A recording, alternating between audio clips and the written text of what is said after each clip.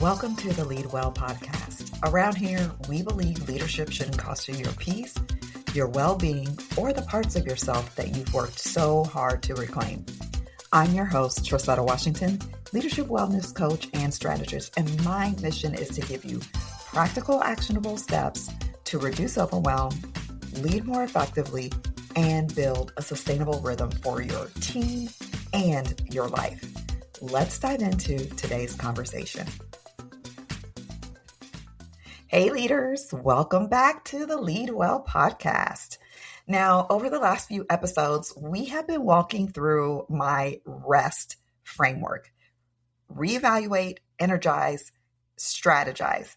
And each one of the steps builds upon the one before it. Now, today, we arrive at the step that most leaders are eager for, but they're also frustrated by it. And that is the T in R.E.S.T, which stands for take action. Now, because knowing what needs to change is one thing, actually moving forward in a way that doesn't burn you out again, now that is something entirely different, right? And, most leaders don't actually struggle with insight. You're perceptive, you might even see what's not working. And not only that, you know exactly what it is that needs to change. What makes taking action difficult is how you've been trying to move forward. Many leaders accept change when they are exhausted, overloaded, or just, stretched thin emotionally. And when action is taken from that place, it becomes unsustainable very, very quickly. So instead of creating momentum, you actually create more pressure for yourself. And so instead of progress, you end up in this start, stop, like being caught in traffic during rush hour, where you move forward a little bit and then you stop, move forward a little bit and stop. Anyway, part of this comes from leadership culture. We are taught that good leaders move quickly, that decisiveness means you are effective, and that when you slow down, that means that you are falling behind. You're falling behind. But speed, moving forward fast without having the proper alignment, doesn't create the progress that you really think it does. What it ends up doing is creating a space where you have to do work over, because either it's not done effectively or it's not the right work to begin with. And so you end up having to backtrack. Aligned leadership isn't slower. It may appear that way, but it actually isn't slower. It's steady. And steady leadership, that holds up over time. Another reason why action can feel heavy or overwhelming is because most leaders try to change everything all at one time. You see the full picture of what it is that needs to shift. Maybe it's your workload, your boundaries, your team dynamics, all of those things. And that can feel very overwhelming.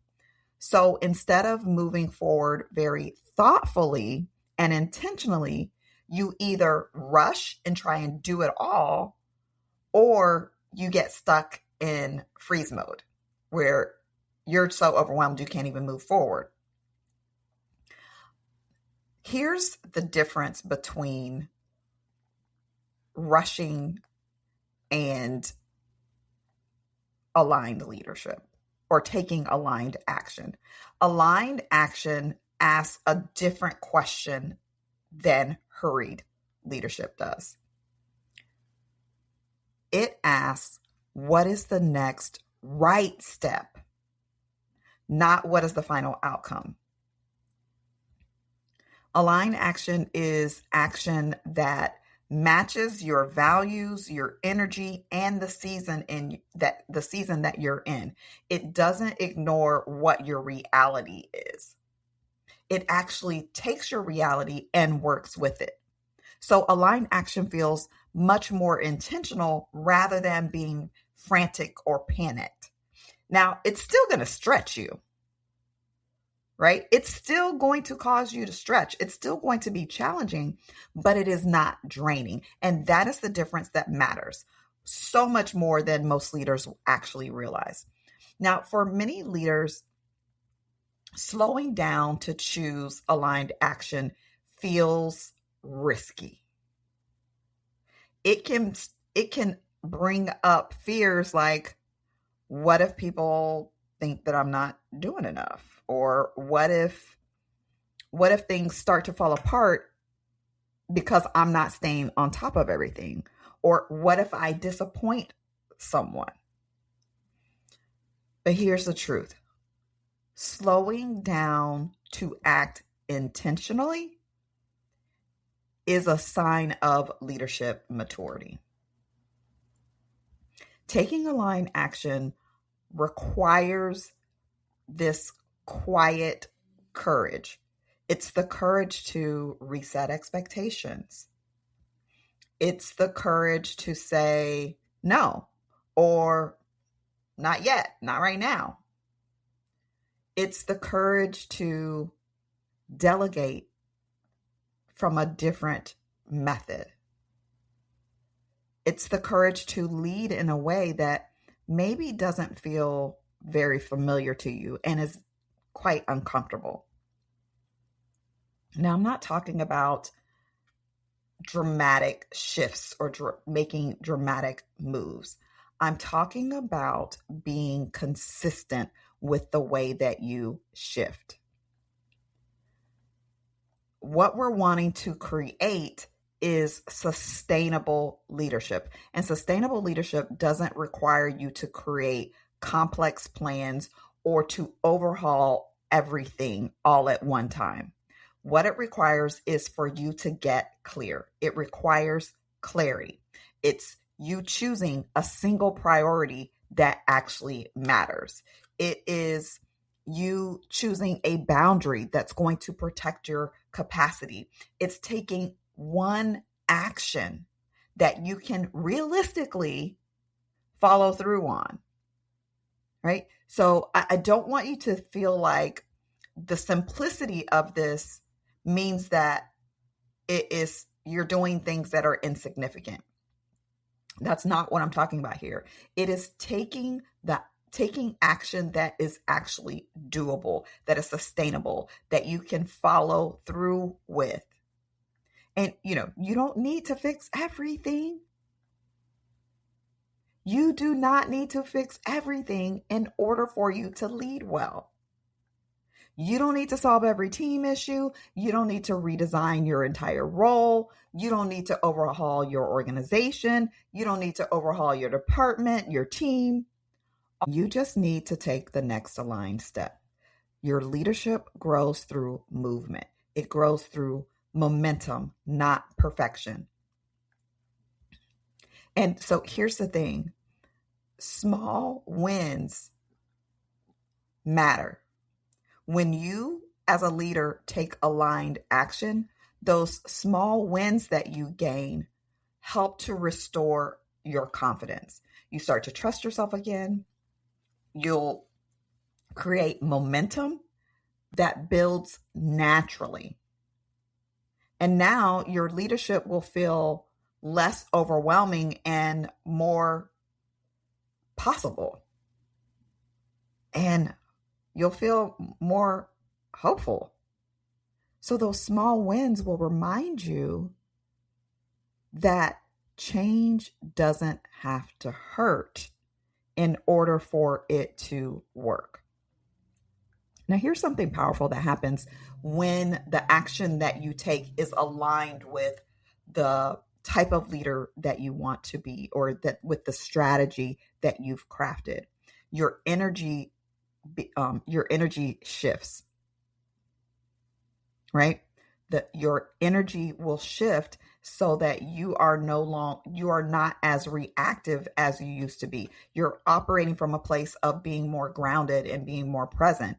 And you start you stop leaking energy through that friction and that resistance that was there. Now you're able to rebuild through the clarity that you have, through that alignment.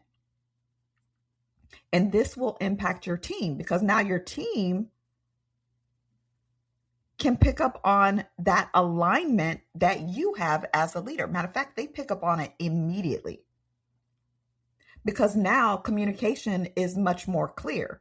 You have set the expectations, and so there is clarity there. There is steadiness there. People are now able to step up because your leadership feels intentional instead of hurried or urgent and rushed. Your action ends up giving your team the permission that it needs in order to operate differently. Right? So I want to leave you with this. Sustainable leadership is not something that you're born with. And it's not something that happens by happenstance, right? It is something that you build intentionally, one aligned decision at a time, one intentional boundary at a time, one steady single step at a time. And every single step counts. Okay? Now, if this episode is helping you to realize that you are ready to move forward and create more aligned leadership, but you want to do it from a place of clarity instead of that pressure that is present, then I want to invite you to join me for a leadership reset session. It is a powerful next step for you. In that session, we will get clear on what's draining you, what's out of alignment, and the actions that will help you to lead with more ease and confidence. You can book your session using the link in my show notes. All right. As always, I want to say thank you for being here. And remember, you don't have to rush in order for you to be able to lead well. You just have to move in alignment with your strategy. Until next time, lead well and live well.